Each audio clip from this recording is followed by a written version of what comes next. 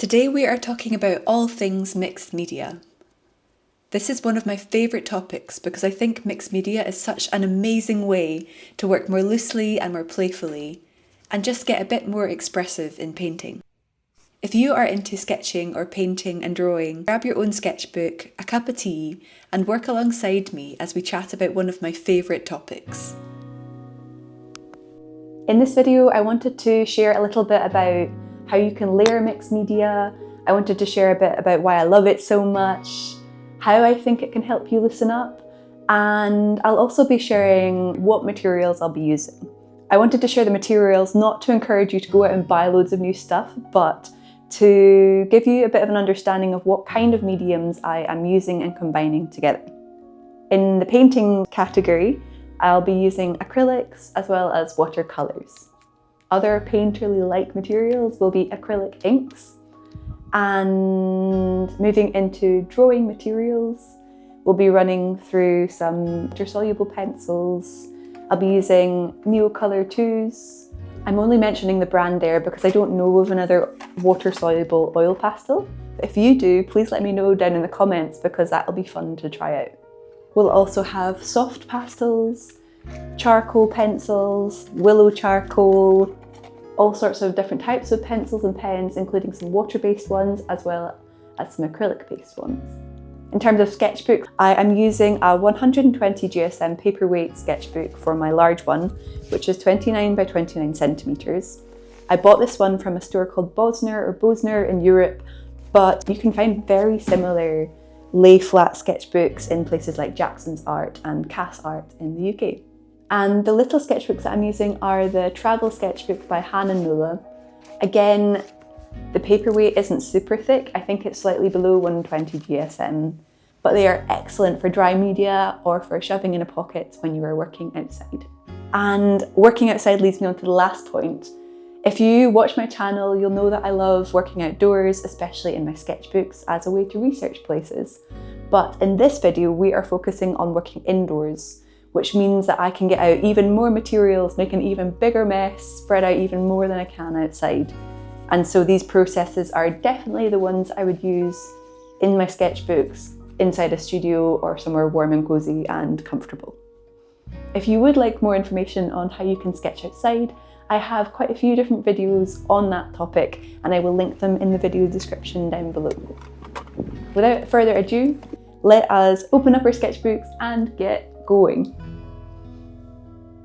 I'm going to do something which I never do, which is actually wear my apron because I am wearing new trousers, and yesterday I tried to film this video and got paint all over them. I had to very quickly go and wash them and get the paint out. I'm trying to have my cake and eat it where I can wear nice clothes whilst also working. So yes, definitely time to get prepared. It's so good because it has, funny camera angle, it's so good because it has great pockets and it also has this gorgeous little cross at the back. So yes, we are all set. One of the main reasons that I love mixed media and mixed media painting is because you can create so many different layers. For some reason, I've never been drawn to creating a painting all in the one layer or level. I love adding things up and building them back down again and then adding them up again. And it's this real kind of imaginative process where you're not really in control the whole time. This is great if you are a bit of a perfectionist in other areas of your life like I am. And this process is really like a good space to kind of let go of that sense of control and really be led by the painting. Whilst we're talking about layers, that leads us really nicely onto our first layer, or base layer if you like. Sometimes this is called underpainting too. And I love to begin my sketchbooks with a level of underpainting because this gives me something that I can start to problem solve my way out of. Oftentimes my underpaintings are layers which I completely cover over and you actually never see any of it, but it gives me that kind of starting point to springboard off from. Typically I love to use warm colours as my base layer or my underpainting layer, and as usual that's probably what I'm going to start off with today in our studio session. I find that beginning with a layer of acrylic paint especially in my current sketchbook, is really great because my pages, although they are 120 GSM, they're not that thick and they don't really take watercolour all that well. Whereas if I create a layer of acrylic as my base, it makes the page much thicker, and it means that I can really pull lots of media on top and really, really work into it, which is what I like to do.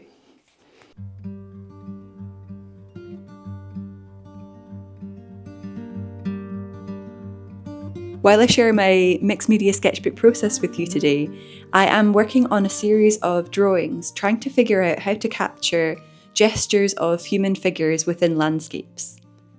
To inspire all of these sketches today, I'm using photographs gathered from my parents' collection of walking and climbing guidebooks from across the UK, which are made between the 80s and 90s, so they're filled with so many beautiful film photographs to work from.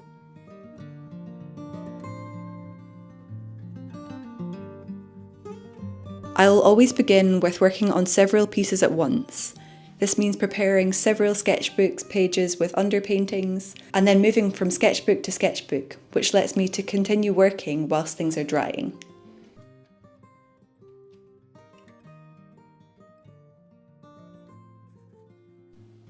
Once I've laid down my underpainting, I'll start to pull in the initial first or second layers of the piece. This tends to be where I mark out the shapes and the general composition of what I'm trying to capture.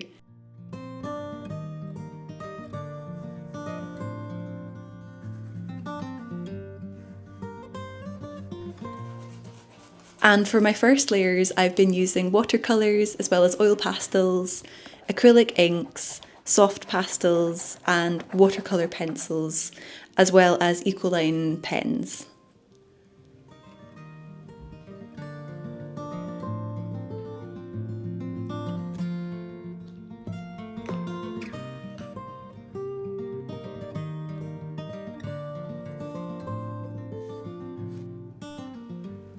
A really, really fun thing you can do with mixed media is combine different wet materials together.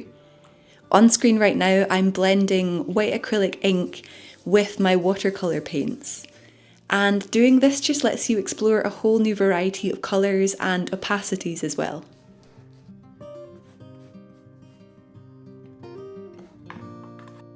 I wanted to demonstrate one of my favourite things to do to build up depth and colour with acrylic paint.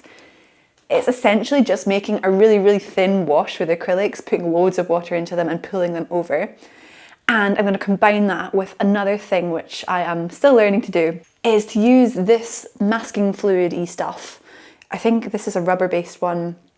Using masking fluid to play with those different layers of transparencies. I'm not very good at describing this bit, so I'm just going to do it and you can watch how it works and hopefully it will make sense as we go. Can you guys believe how stunning this picture is? Look at that photograph.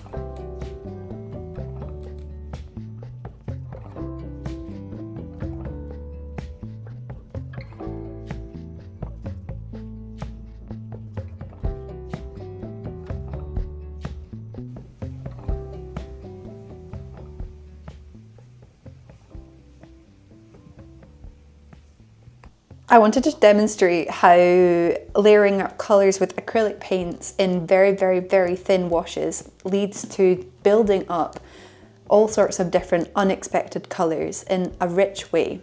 It's a nice way to create new colours without actually mixing them on a palette. By applying them straight to the page in washes, we end up with a whole variety, creating new colours with each layer. This was the base layer, a monoprint, one of my favourite things to do. And here's one I made earlier. Here is the same kind of effect with the monoprint underneath, but adding in a layer of bright pink with tons of water through it. I just did it with a very wet brush, but you can see the slight difference that it makes to the orange. It is slightly darker and slightly richer. I'm going to keep on building into this page, pulling in all sorts of different washes of colours. I'll pull in yellows, I'll pull in some blues on top, I'll pull in some greens on top, all very transparently, so that you can see how this washy effect can be really effective.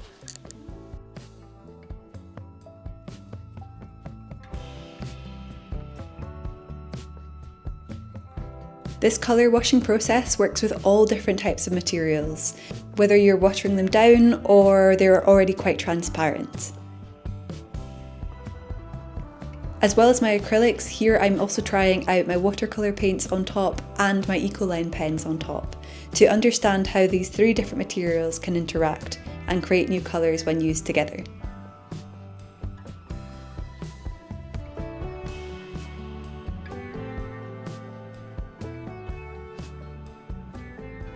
Such a huge reason why I think mixed media is just, for me, the best way to work is because I am constantly learning. Like every single time I go to paint, I discover something new about the materials, about what I can do, about the possibilities. Hey Luffy. And this has just been one of those great moments. Just playing and demonstrating for you this layering in this little sketchbook page here. This central part is got this gorgeous lilac-y colour, and look at this reference photo. Is that not just the sky that I am wanting to capture? So from this little 5-second exploration in here, I have learned that I could make some really interesting effects by layering pink acrylic down on the bottom and then placing the phthalo blue acrylic on top, super watered down. I also actually just really enjoy that contrast of orange coming through from the monoprint, so maybe I will sneak that in as a little bit of a pop somewhere too. But anyway, 2 colours I hadn't actually planned on using, and now I'm going to go and do it. This sketchbook spread I'm working on for you here is a live demonstration of learning to embrace the process and kind of roll with the punches and the painting as it's going. I just really excitedly told you I was going to try and recreate this purple effect that I had made by layering the pink and the phthalo together. And instead, I didn't quite achieve that effect. I accidentally added too much of the paint and had to try and problem solve my way out of that. In the end, I decided to grab my small sketchbook and peel away some of the paint to get the pink showing through again, which led me to a whole new discovery of a way to create texture. I actually really like being able to see the pages embedded into this painting here, and just wanted to share this happy accident with you as an encouragement to follow your nose and the process, and don't worry too much if your idea doesn't quite work out, because it might lead to something even better.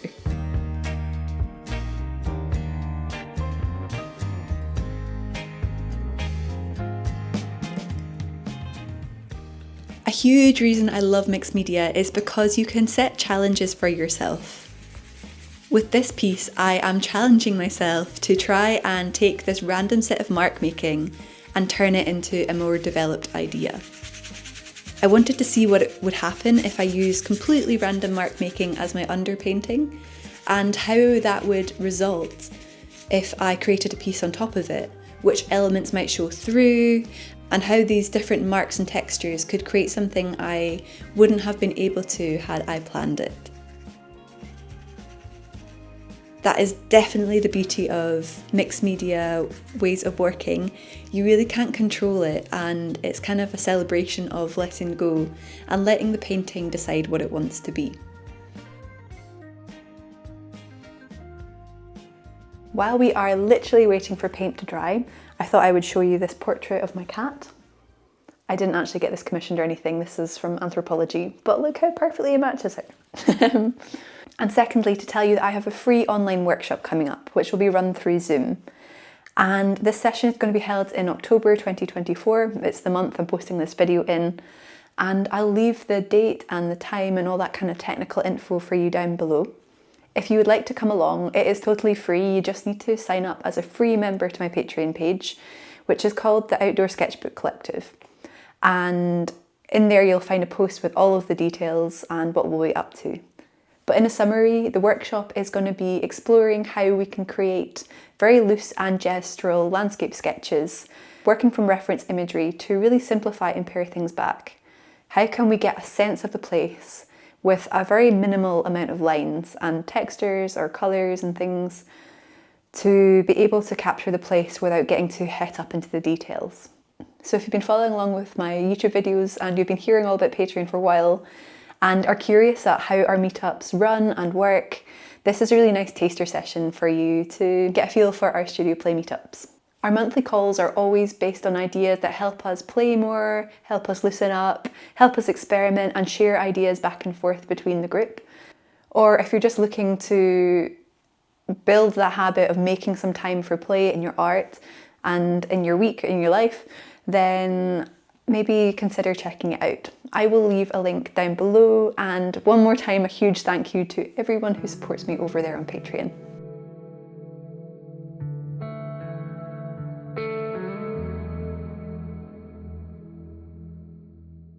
I've received a couple of questions about mixed media in my practice, and I thought now would be a really nice time to answer some of them. The first one was, do you find there are more or fewer cases where expensive products are considerably better than the cheaper ones? Paper, paints, brushes, tools, etc. First up, I will always say the best materials are the ones that you can afford that will facilitate you to make something. But outside of that, the things I've found worth investing for me, and this will be different to every single person, have been investing in my acrylic paints, levelling out of student grade acrylics and into something a little bit better. You can really feel the difference. You also need to shop around for between different brands, because different brands will have different types of colour qualities from colour to colour, from range to range. So those are definitely worth exploring more, I think. As a general rule, I love to use cartridge paper when I'm just practicing and learning things in the studio. I think that makes it much easier for me to pile through loads of different ideas and trial and error. And then I'll use higher quality, more expensive paper when I am feeling a bit more confident in the process and want to develop ideas out further.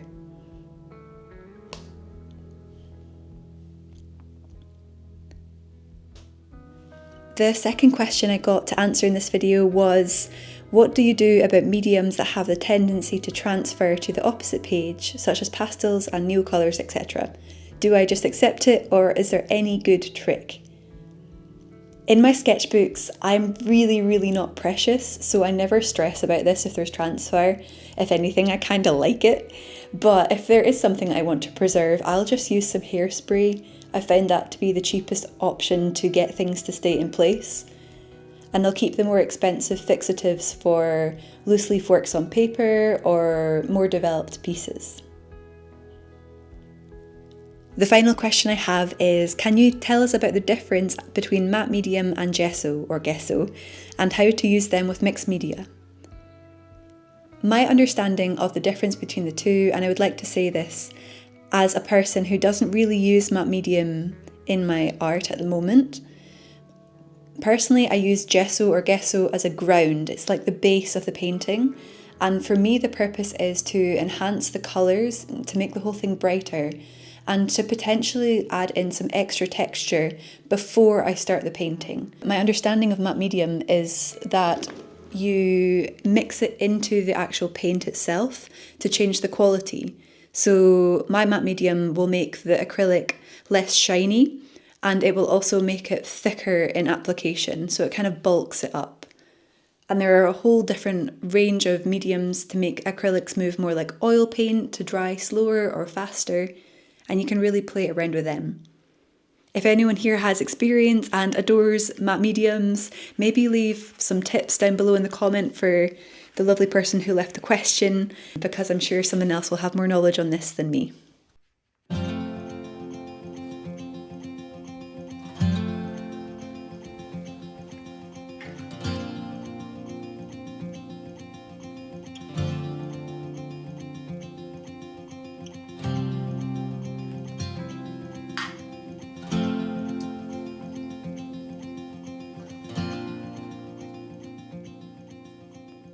Good evening.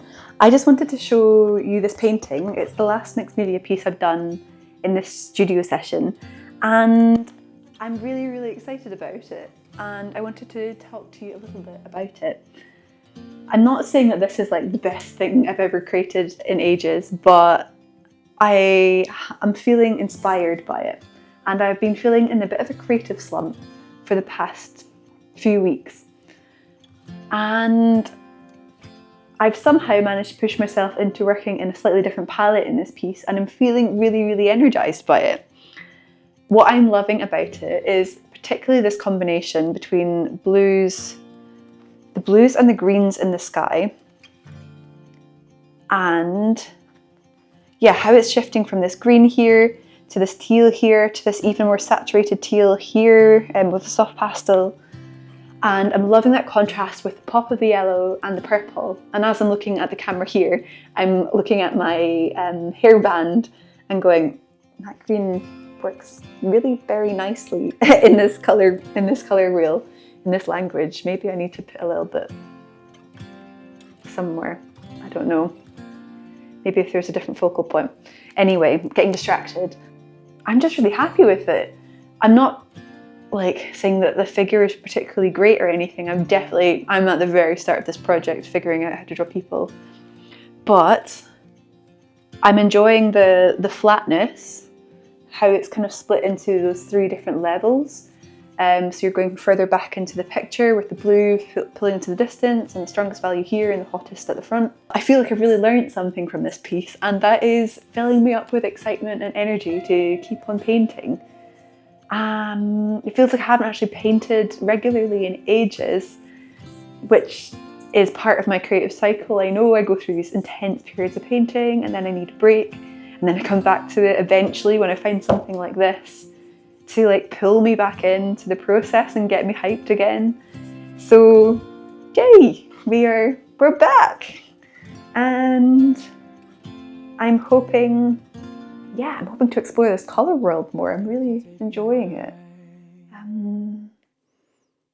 Yeah, let's see where this leads us, eh? I wanted to end this video by sharing my sketchbook pages with you, everything I've made across the last 2 afternoons and evenings worth of painting. If anything, I hope that this video gives you a little bit of permission to go and play, get all the materials out and be really messy, and just lean into enjoying the process of creating something. These drawings for me are exploring brand new subject matter which I am not confident or comfortable yet in, but I think that it's really important to not only show the things that we find easy, but to show the things that we are working on and find hard too.